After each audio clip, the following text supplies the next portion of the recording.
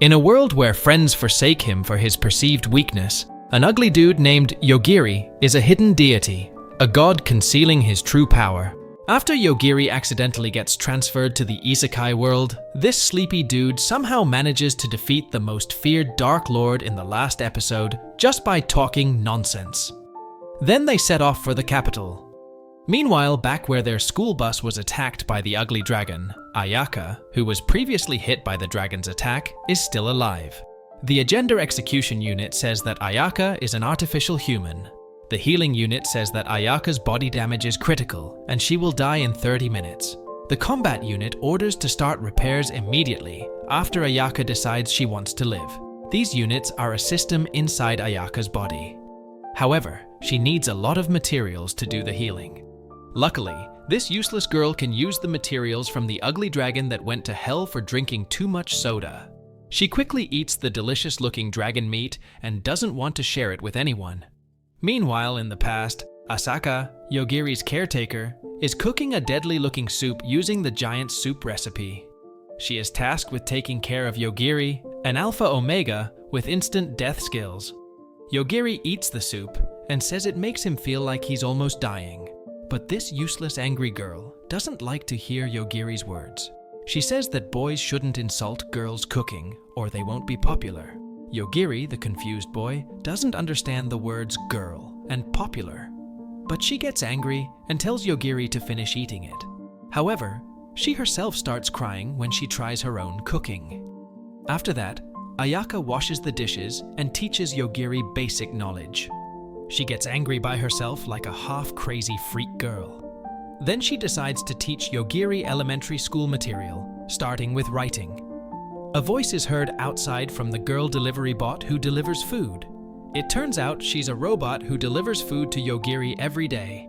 Ayaka asks the robot courier to bring her elementary school textbooks, a cookbook, microwave, rice cooker, electric pot, PlayStation, and it seems she also needs to be brought a brain so she doesn't ask for whatever she wants. After finishing studying, Ayaka takes Yogiri outside to see the beautiful scenery, even though it's underground. Ayaka doubts if she can get home from here safely.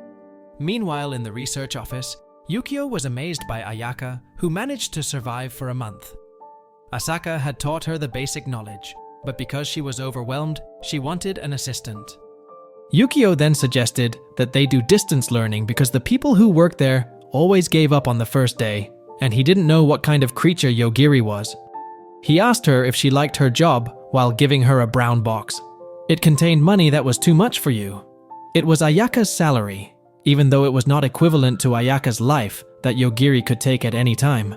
But Yukio told her that Ayaka could take a leave to enjoy her salary, while Yogiri would be taken care of by a robot. And without thinking long, this useless Karen girl immediately took a leave right then. She was like a hick going to the city, eating at a restaurant and shopping until her 1 month salary ran out in a day. But then she woke up in a dark room with a surveillance camera there. A voice told her that she was in the headquarters of an organization that prevented the destruction of the world. They wanted to ask her some things. Meanwhile, the Grim Reaper boy was missing Asaka. The robot told him that Asaka was on leave. Yogiri felt lonely without Asaka, so he decided to look for Asaka. The robot who didn't know Asaka's whereabouts suggested that Yogiri ask the researchers. Yogiri spoke to the camera to get him out of there. In an instant, Yogiri could get out, along with the lives of the researchers. Yukio was confused and panicked to see the researchers who opposed Yogiri die instantly. He then ordered the security there sent Yogiri to the hell. But in an instant, he was the one who went to hell. Innocently, Yogiri came out asking about Asaka's whereabouts. Yukio told him that Asaka was on leave, but would not return because she was kidnapped by an international agency. Yogiri, like a child without sin, wanted to save Asaka, who was kidnapped. He asked that this incident be kept secret from Asaka. Yogiri arrives and wreaks havoc at the headquarters of the international organization. The three useless people underestimate Yogiri's power and plan to kill him before he sees.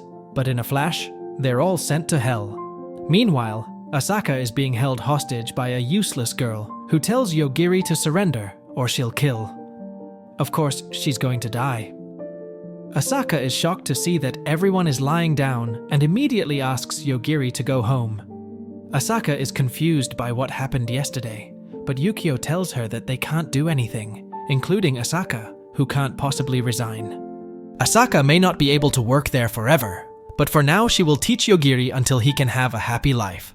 But her Karen went back when she had forgotten her bag full of money at the hotel. In the present, Yogiri is sleeping soundly while Mako teases Tomochika, who keeps staring at Yogiri with love. Suddenly, Yogiri wakes up. Their car is approached by Torx, the head gatekeeper of the capital. They are interrogated by him. Yogiri tells him that they are the candidates of the sages who will take the exam. Torx wants to see the blessings they have, and it turns out they are indeed the candidates of the sages. But he doesn't want to believe it just like that. Then Yogiri shows Rick's pendant, which makes them all bow down. This dumbass girl is confused. Then Torx explains that it is a pendant that belongs to the royal family. Torx allows them to enter, but is stopped by this useless man. As the heir to the royal family, he doesn't need to respect Rick and challenges them to show their skills. Yogiri is hesitant, because besides taking people's lives, Yogiri can't fight. This useless stupid man arrogantly challenges Yogiri to a fight. Tomochika asks Yogiri to back down, but Casper's grandma suggests that Tomochika should go ahead because the man is so weak that there is no need for casualties. Yogiri convinces Tomochika to try it first. And their fight begins. They stare at each other like they're falling in love at first sight. But in an instant, Tomochika attacks and kicks his anaconda. Tomochika is surprised that she could win with just a kick like that. She doesn't realize that she kicked him right in the anaconda. The soldiers are happy when Tomochika wins and they escort them in. When inside, Yogiri sees a wall covered in magic. This arrogant, useless man explains that the wall was built by Lord Iglacia. Yes, the white-haired lord who has gone to hell. They are then escorted to the test site. There, they see many people wearing armor. They are adventurers who challenge the demons sealed under the city. This world is full of demons, but demons are just specks of dust to Yogiri. This arrogant, useless man leaves them because they have arrived. But these two freaks don't thank him at all. Yogiri thinks about what they said to their friends, and if he can forgive them for leaving them on the bus. When they arrive at the palace, they sit down and listen to a speech from the king of Mani.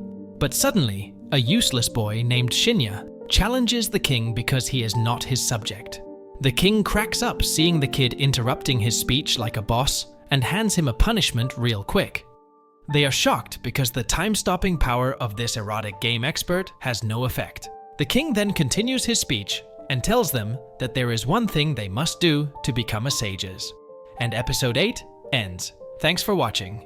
If you're enjoying the series, don't forget to leave a comment and like to support this channel. Love you guys.